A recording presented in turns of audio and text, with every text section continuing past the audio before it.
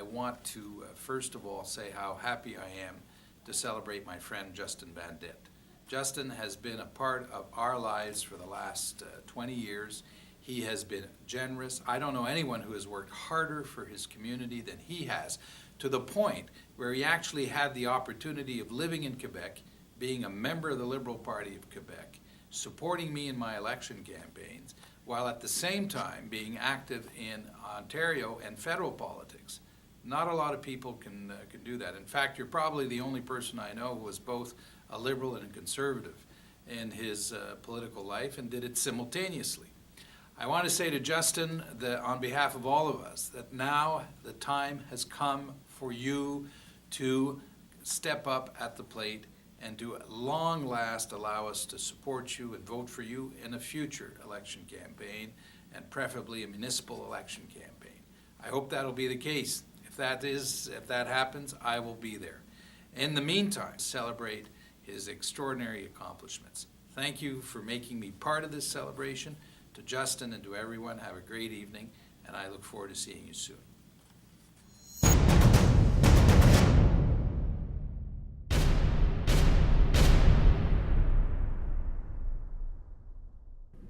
What do I think of when I think of Justin Van Dit? I think of the biggest Toronto Blue Jays fan who unfortunately goes to bed at night wearing Montreal Canadiens underpants, and that is just wrong. So when I think of Justin Van Dit, I think of the time when we were in Cincinnati cheering on Joey Votto and the Cincinnati Reds. Justin decided to partake in the chicken dance, which I was not so inclined to do. The employees that really keep the fan experience together and that work very, very hard to deliver a great service to so many tens of thousands of fans that attend a Toronto Blue Jays game each and every day. Today, however, we're in a situation here where we have one of our colleagues stuck in the washroom here in the Greyhound bus, and we have, it's been over 20 minutes now. What strikes me about Justin Van Dit is his utter lack of fashion sense. I don't understand how someone so smart, who's a confidant to so many, and who has such great political instincts, can have no idea how to dress. He makes a mockery of the adage, dress for success. Who would wear an off-the-rack suit like that without first getting it altered? I bet he's wearing one of those ties with little ducks on it or Montreal Canadian logos. But the most egregious thing is his shoes. But the most important thing about Justin Van Dit is that he reinforces that other adage, which says what's most important is what's on the inside.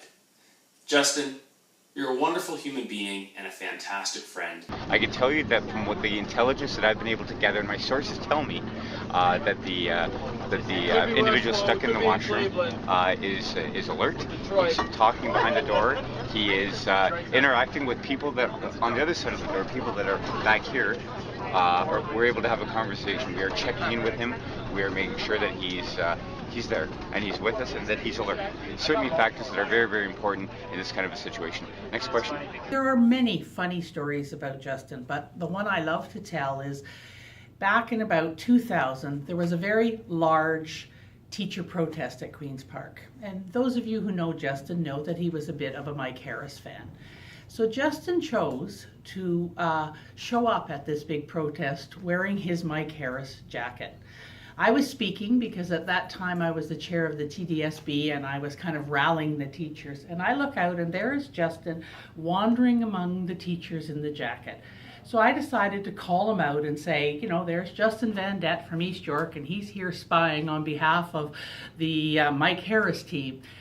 And as soon as I said it, I kind of regretted it because I saw the teachers kind of closing in on him. I thought, oh my gosh, I'm going to get him roughed up. But there's Justin walking around shaking hands, introducing himself and saying, no, he's just here to hear the facts. And so Justin has always been that kind of person who is there and he'll do anything for his community. And I, over the 20 years, have really learned to appreciate him. I just have one thing I want Justin to understand very clearly. The Montreal Canadiens are not Canada's national hockey team. When I think of Justin, I don't think of somebody in high school that wore Reebok pumps or somebody in high school that wore Michael Jordans. But when I think of Justin, I think of someone that wore a very unique jacket. And that jacket was the Mike Harris jacket. That's right. In the hallways of East York Collegiate, Justin was wearing the Mike Harris jacket. So that is one thing I think about when I think of Justin. Another thing I think about when I think of Justin, and I was 16 years old, my parents had an issue with a fence. I casually bring it up to Justin. Hey Justin, this is the story, this is what's going on. What does he do? He puts me in front of the right people to talk to about my issue. And within weeks, my issue gets resolved. So when I think of Justin, I think about Mr. Fix-It. Just wanted to say a quick congratulations to our good friend Justin Van Dat. Congratulations, and I will continue to entertain all the people that you leave waiting at Johnny Baker's until you arrive. This is Justin Van Dat reporting live from the Greyhound bus. Back to you. Wow.